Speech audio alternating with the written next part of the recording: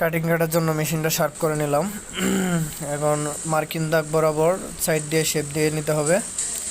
এখন শেপ দিয়ে নিচ্ছি, এই সাইড দিয়ে শেপ দেওয়া হয়ে গেছে। এখন স্লিপ, এটা হলো একটা স্লিপ পার্ট, ওটার মাথাটা একটু শেপ দিয়ে নিতে হবে।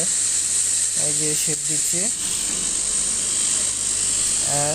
এই যে শেপ দিয়ে নিচ্ছি। ওকে, এই তো, এই যে মাথা শেপ দেওয়া হয়ে গেছে, মাথা শেপ দেওয়া হয়ে গেছে।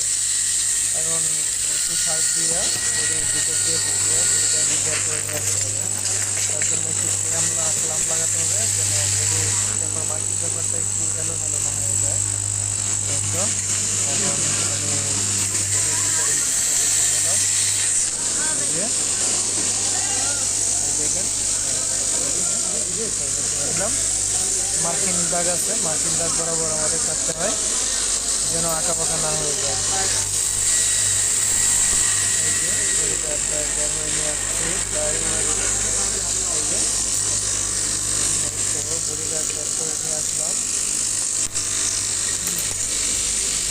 এখন মাথায় একটা নাম্বারিং এর জায়গা আছে, নাম্বারিং